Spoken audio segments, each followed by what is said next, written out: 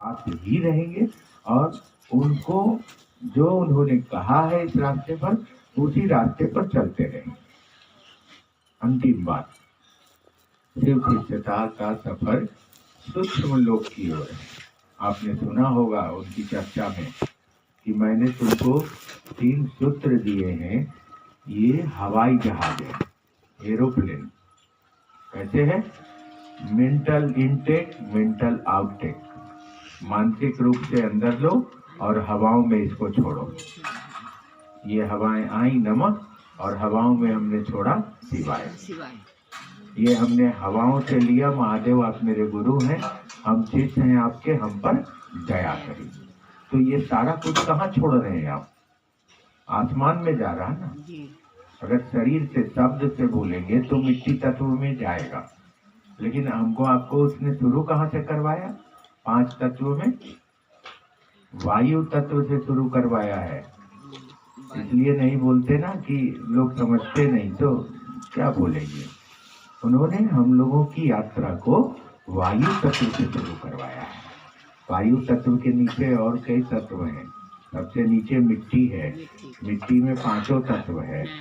मिट्टी के ऊपर जल है, जल में 4 तत्व हैं। जल के ऊपर अग्नि है, अग्नि में 3 तत्व हैं। अग्नि से ऊपर वायु है, वायु में 2 तत्व हैं और सबसे ऊपर आसमान है। आसमान में 1 तत्व है मात्र, सप्त। तो हम लोगों का स्टार्ट उन्होंने कहाँ से करवाया? वायु तत्व से। ये आध्यात्मिक बात है। ये शिव चर्चा में जो उन्होंने समझाया, हमारी शुरुआत करें वायु तत्व से। वायु तत्व से क्यों करवाया? वायु तत्व की पकड़ मिट्टी तत्व में नहीं है। वो जब भी निकलेगी तो ऊपर जाएगी। हवाएं, आप चूल्हा जला दें कोयला वाला, तो उससे जो धुआं निकले वो नीचे नहीं जाए, ऊपर जाए। किसी भी तरह की हवा हो तो ऊपर जाएगी। मिट्टी तत्व से अगर हम चलेंगे तो हमारा नीचे की ओर जाएगा। मैग्नेटिक फोर्स, गुरुत्वाकर्षण नीचे की ओर जाएगा।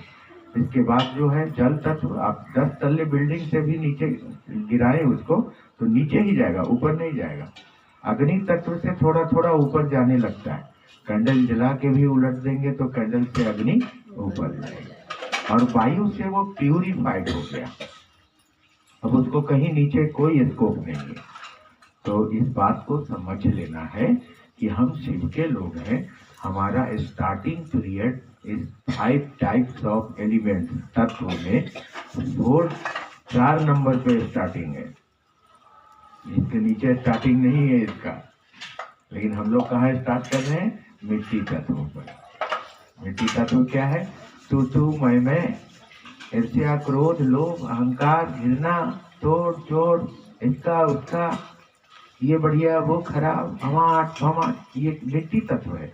मिट्टी तत्व में ये खींचता है, ये आकर्षण है इसका, ये अपनी ओर खींचता है। और जैसे वायु तत्व पर हमारी यात्रा चलेगी, हमारा मन हल्का हो जाएगा, हल्का हो जाएगा। तो ये वायु तत्व से शिव शिष्यता है। इसमें क्या है? इनटेक हवा, आउटटेक हवा। हे शिव, आप मेरे गुरु हैं, मैं आपका शिष्य हूँ, मुझ शिष्य पर दया करो। ये क्या करेगा? एक स्ट्रक्चर बनाता है जिसको एरा बोलते हैं अंग्रेजी में, हिंदी में जिसको आभा मंडल बोलते हैं। आदमी जब बैठता है तो उसके चारों तरफ उसका आभा मंडल होता है। ये उसका अपना एरा है, जो उसके अंदर है वो उसके बाहर घूम रहा है। तो हमारा आभा मंडल बन रहा है और हम वायु तत्व से स्टार्ट लिए हैं। तब वायु तत्व से उन्होंने कहा है कि मैंने तुमको एरोप्लेन दिया है, हवाई जहाज दिया है। फिर लोगों ने नहीं समझा तो नीचे की बात करने लगे। हम लोगों ने कहा कि बोले कि किसको समझाएंगे यार, भैंस के आगे बीन बजाए बैठी भैंस को घुराए, वही हाल है, किसको बताएंगे। लेकिन सब कुछ उन्होंने कह के दिया है। कहा कि ये तो हवाओं का खेला है, ये तो अंदर से आ रही बाहर और बाहर से जा रही अंदर और सीधे आसमान को जा रही। तब वो टच करेगी उस परम पिता को, शिव को।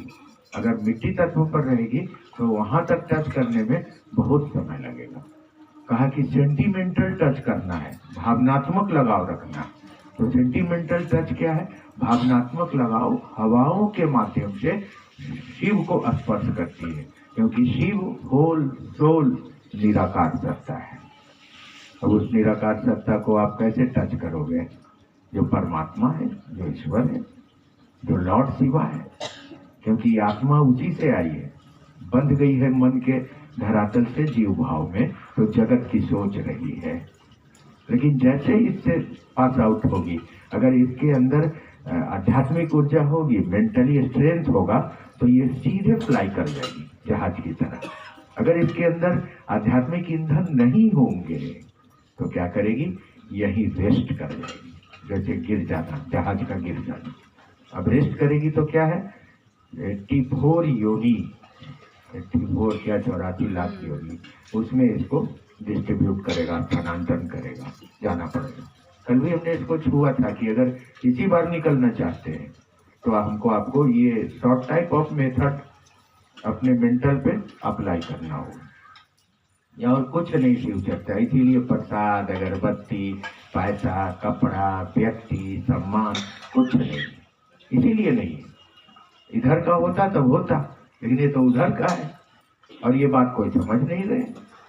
जब देखिए तो भैया जी के पीछे, दीदी जी के पीछे बहुत गुस्से में होते थे साहब। जब भी कोई आदमी उनसे मिलने गया और उनको छोड़ के कहीं गया, इतना गुस्सा होते थे कि मैं आपको बता नहीं सकता हूँ, क्योंकि वो जानते हैं कि मेरे सिवा जो लोग मिलेंगे इसको धरती की ओर ले जाएंगे। और उनकी चाहत है, ललक रहती थी कि कम से कम एक स्टेप भी तो इसको महादेव की ओर बढ़ा दे। बहुत ललक रहती थी इसको। तो इसीलिए इन बातों को समझिए कि हमको आपको मेंटली, स्पिरिचुअली और बिल्कुल उस हाईली फ्लेम जिसको एयर बोलते हैं, उस एयर में पास करते हुए शिव तक अपने स्पर्श को पहुंचाना है। उधर प्रयास करिए ना, इधर क्यों कर रहे हैं? इधर तो ये होता रहेगा जब तक रहेगी दुनिया। उस समय भी कम लोग हुआ करते थे, तो आपने सुना होगा मंथरा, कैकई, लंद, फंद, ऐसे ऐसे लोग हुआ करते थे। इसके बाद भी आपने सुना शकुनी और कौन कौन, ये जब युग रहा कम लोग थे। अब बहुत ज्यादा पॉपुलेशन है, पूरे वर्ल्ड का सबसे बड़ा पॉपुलेशन है इंडिया, अब हो गया है। तो बहुत सारे लोग हैं, इधर ऐसे ही होगा, इधर ऐसे ही चलेंगे लोग। अब आप तय करना होगा कि मुझको चलना कहाँ है, जगत की ओर कि शिव की ओर।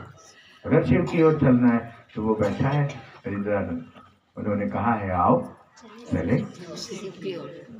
और इस लाइन में भी बहुत सारा तथ्य है। एक लाइन, ये बहुत बड़ी चीज है, आप उसको देखिए, किताब को पढ़िए, ऊपर के हेडिंग को, उसमें लिखा है आओ, उसके बाद एक कौमा है और तब लिखा है चले शिव की ओर। कौमा मीन्स रुकिए, पूरा का पूरा स्टे नहीं कर जाइए, लेकिन ठहरिए। कौमा ठहराता है और पूर्ण विराम फुल स्टॉप करवाता है। इंग्लिश का ये जो जैसा है, तो उसका मतलब ही मीनिंग समझना होगा। इनके किताब में पूरी दुनिया छिपी हुई है। बहुत सारे शब्दों का लोगों ने विरोध किया उनके पास रहने वाले कि ये शब्द कट जाएगा, नहीं जाएगा। उन्होंने कहा अगर ये शब्द काट दोगे तो पुस्तक ही नहीं भेजेंगे, जला दो इसको, तब वो किताब में वो शब्द भी रहे। तो ये जो हेडिंग है आओ कौमा चलें शिव की ओर। कौमा मीन्स कौन कह रहा है आओ, कौन कह रहा है? साहब श्री हरिद्रानंद, वो बुला रहा है आओ आओ आओ, सबको बुला रहा है। कितना प्यार है उसका, इस लाइन में कितनी मोहब्बत छिपी है।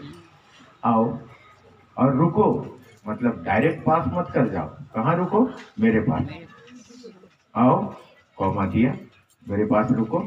अब वो हम सबों को लेके चलेंगे शिव की ओर। क्लियर? अब बीच में कहीं नहीं न रुकिएगा किसी के चक्कर में, किसी व्यक्ति में, किसी की बात में, तो वही ले जाएगा। एक वही विमान है, वही एक ऐसा बैठा है जो सबसे नीचे तल्ले के लिफ्ट में लिफ्टमैन बन के बैठा है। आपको बताऊं, लिफ्टमैन जो सीढ़ियां में चढ़ाता है लिफ्ट में, वो बैठा है। लिफ्टमैन ही हमको सबसे ऊपर वाले मंजिल पर ले जाएगा। अब लिफ्ट मैन से झगड़ा कर दीजिएगा तो सीढ़ी पर चढ़ के जाइएगा 40 तल्ला जाइए, अगर पहुंच सकिएगा तो पहुंचिए। तो लिफ्ट मैन है और सब कुछ है साहब श्री हरिपुराण। तो एकदम पॉजिटिव थिंकिंग में बढ़िए, एकदम इसको फाड़ते हुए निकलिए, महादेव के चेला की तरफ निकलिए। किसी की मत सुनिए, किसी की बात मत मानिए, किसी की ओर नजर मत रखिए। वो हॉर्स हेड की तरह, हॉर्स आई की तरह रखिए। आपने टमटम देखा है, घोड़ा वाला गाड़ी? उस घोड़े की गाड़ी में घोड़े के आंख में 2 पट्टी जैसे बेल्ट लगी रहती है, इसलिए कि अगर उसको हटा दे तो इधर उधर देखेगा और वो टांगे गाड़ी जो है उसको एक्सीडेंट हो जाएगा, लेके भाग जाएगा। इसलिए उसका सीधा बेल्ट लगा है, एकदम डायरेक्ट आई सेट सामने देखेगा। जस्ट लाइक आध्यात्मिक लोग ऐसे ही होते हैं। अगर ऐसी स्थिति होगी तो महादेव हैं और बड़े गुरु भाई का प्यार है, हम होंगे कामयाब, हम बनेंगे महादेव का चेला, हम महादेव को अपना बना के चलेंगे। यह बिल्कुल सत्य है, परंतु यहाँ डाइवर्सन बहुत ज्यादा है, कन्वर्सन बहुत ज्यादा है। इन चीजों से अपनी मेंटालिटी को हटाना है और वायुमंडल से जुड़कर वायु तत्व से शिव तक अपनी मानसिकता का स्पर्श करवा लेना है। बेटा वही है जो स्पर्श करवाइए। ये सारी चीजें खींचेंगी हमको, हम तो इतना जल्दी जीव का शिव हो जाना, अरे वाह, ये आसान है क्या? बहुत बड़ा काम है। कितने लोग शरीर मर गया, कुत्ते उसमें चूहे बिल्ली रहने लगे, तब जाके और चेतन मन पर ईश्वर आए और उसको वरदान दिए कि तुम और हम शिव को अपनाने तुम्हें। तो ये बातें हमको आपको सोचनी होगी कि अपने मेंटल बॉडी को हम शिव के चरण में स्पर्श करवाएंगे, और इसके लिए वही हवाओं का माध्यम। हे शिव आप मेरे गुरु हैं, हे महादेव आप मुझ पर दया करिए, नमः शिवाय भाव रखेंगे। महादेव का चरण, उनके चरण में प्रणाम, शरीर का रोआं सिहरने लगेगा। अगर आप इस ईयरवेज में अपने आप को डालेंगे तो आपको महसूस होने लगेगा एट ए टाइम, जिस वक्त आप शुरू करेंगे उसी वक्त आप चल पड़ेंगे और आध्यात्म की दुनिया में सबसे शिखर पर बैठे परम शिव को अवचेतन मन से प्राप्त कर अपनी जिंदगी को भी सुकूनत बना पाएंगे और इस दुनिया से वापस की यात्रा भी ठीक होगी, लोगों को भी आप सीधा ले चलेंगे। इसलिए सावधानी बरतिए। गाड़ी चलती है तो घाटियों में लिखा होता है कि सावधानी हटी और दुर्घटना घटी। सावधानी बरतना होगा, नहीं तो ये इतनी बड़ी डायमंड हमारे हाथ से निकल जाएगी। और ये क्या लंद फंद अवाट बवाट, ये चीजें तो मृतलोक की रहेंगी, हैं थी रहेंगी। तो डायमंड मेरे हाथ से नहीं निकले, वो लॉर्ड शिवा मेरे पकड़ से बाहर ना जाए। अब सब कुछ दे दिया उन्होंने, अब निकलना हमको है। इस पायदान पर जैसे पहुंचेंगे, वो खड़े हैं और कह रहे हैं कि आओ चले। देखिए कुछ जरूरी बात हो तो नहीं तो हो गया जो बात करना था। जिज्ञासा है कि ऋषि कौन है भैया जी, इस पर समझाएं। तो अभी तो इसी की बात हुई, ऋषि विचार दंडा धैर्य कंधा। ऋषि का मतलब हुआ जो रस्सी के समान सीधा है। ऋषि वही है जिनके ध्यान में, जिनके नींद में महादेव आते हैं, स्वप्न में शिव आते हैं। कैसे? मेंटल बॉडी से हम कनेक्टिव रहेंगे तभी तो वही ऋषि है, साहदेशी का वही ऋषि है जिनका कॉन्सेप्ट सीधा है। उसमें कोई भाया मीडिया लांग लपेट आवाट बामाट, निगेटिव थिंकिंग, जगत का भाव, व्यक्ति का आकर्षण, आदमी का कुछ नहीं है। वो सीधा जा रहा है, एक सूत्र लिया है और उस सूत्र पर चला है और उस सूत्र के पथ पर चलकर उसके मुकाम तक पहुंचने की दिशा में बढ़ रहा है। उसे ऋषि कहा जाता है। अगला जिज्ञासा है, महादेव का तस्वीर फटा हुआ है, घर में रख सकते हैं? हाँ क्यों नहीं, उसी पर एक दूसरा कोई नया तस्वीर लेके मढ़वा दीजिए, वो नीचे रह जाएगा और नया वाला ऊपर हो जाएगा, वो भी अंदर ही रह जाएगा और उसके ऊपर भी हो जाएगा। वैसे कोशिश करिए कि अब महादेव का तस्वीर अपने दिल में उतार लें। कितना कहाँ कहाँ फोटो टांग के हम लोग चलेंगे। अब तो हर जगह जरूरत पड़ जाती है उनकी, तो वो हमारे दिल में उतर जाए, उसकी तस्वीर मेरी तकदीर बन जाए, मेरी तकदीर के एक एक जाल में, मेरे दिल के एक एक तार में शिव शिव शिव शिव शिव बजने लगे, ऐसा हो जाए। अब कोशिश करना है कि वह तस्वीर अब मेरे दिल में बस जाए। वैसे घर में भी है तो फटी हुई है, तो उसके ऊपर से एक अच्छी तस्वीर लेके मढ़वा दीजिए। अगला है, मुख्यालय या कार्यालय बंद हो जाएगा तो क्या शिवशिष्य के मन का गति पर कोई रोक नहीं लग सकता है? ये मेरा विषय नहीं है।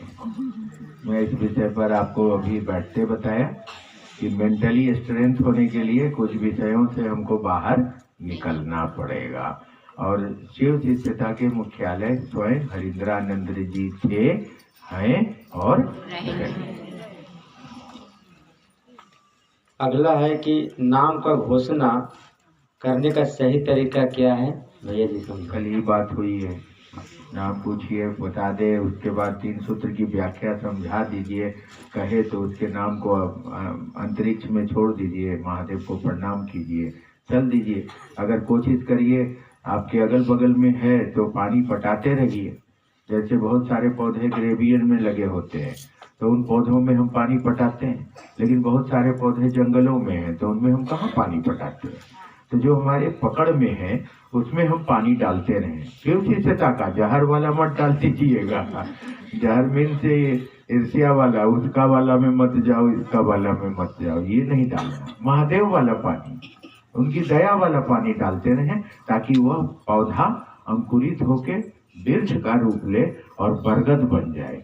जब बरगद हो जाएगा तो हाथी भी बांध देंगे तो वो हिलेगा नहीं। अगर ही छोटा है उसको बकरी चर जाएगी, और जब बकरी चर जाती है ना तो जल्दी वो पनपता नहीं है, तो इसका देखरेख करना चाहिए, उसको बचाना चाहिए, उसमें पानी महादेव की दया वाली डालनी चाहिए, उसको महादेव का आदमी बनने तक जो हमारे पकड़ में है, हमारे आसपास में है, नियरेस्ट है, उसमें हमको थोड़ी मेहनत करनी चाहिए ताकि हम जब निकलें तो हजारों पौधे इस इलाके में शिव शिष्यता के खिलते फूल और फल लदे।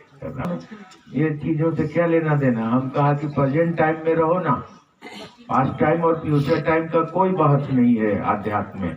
शिव शिष्यता वर्तमान सिखलाती है, हमको वर्तमान में जीना है, यह गांठ बांध ली। शिव की अनुग्रह शक्ति क्या है भैया जी, इस पर बताइए। महादेव की दया भाव, महादेव के दया भाव को शिव की अनुग्रह शक्ति कही जाती है। जब व्यक्ति का मन महादेव के अनुग्रह शक्ति के आकर्षण में चला जाता है, उसके घेरे में चला जाता है, तो महादेव की दया उसको महसूस होने लगती है और वही गुरु दया को प्राप्त करता है। ये टोटल का टोटल पहले से है, इसको होना नहीं है, सिर्फ मेरी मानसिकता उसमें प्रवेश करेगी। शिव के अनुग्रह शक्ति के दायरे में जैसे प्रवेश करेगी उनकी दया मेरे जीवन में उतरने लगेगी। यह शिव की अनुग्रह शक्ति, शिव का दया भाव को ही कहा जाता है। विष्णु और महेश के जब निराकार था, आसमान में कुछ नहीं था, 5 तत्व भी नहीं थे, 3 गुण भी नहीं थे, सृष्टि भी नहीं थी, तब भी वह परमपिता परमात्मा निराकार अनहद आग का गोला इस ब्रह्मांड में विराजमान था। अब उस निराकार पर ब्रह्म परमात्मा ईश्वर ने इच्छा किया कि साकार जगत का निर्माण करेंगे, तो उनके इच्छा से जो परिणाम हुआ साकार जगत के लिए, वही परिणाम त्रिगुणात्मक शक्तियों के रूप में अवतरित हुआ। ब्रह्मानी ब्रह्मा, वैष्णवी विष्णु और रुद्राणी महेश, ये 3 शक्तियों के रूप में प्रकट हुआ। और ये 3 शक्तियां, क्योंकि ईश्वर इच्छा करते हैं और परिणाम होता है, मनुष्य के इच्छाओं के घनीभूत होने पर परिणाम होता है, तो उनकी इच्छा में परिणाम हो गया और ये तीनों शक्तियां प्रकट हुई। जैसे ये तीनों शक्तियां प्रकट हुई हैं, वह तीनों शक्तियां परमात्मा शिव को अपना प्रणाम निवेदित करती हैं। कोई काम करने भेजेगा तो पहले अपने स्वामी को प्रणाम करेंगे ना। वो तीनों शक्तियां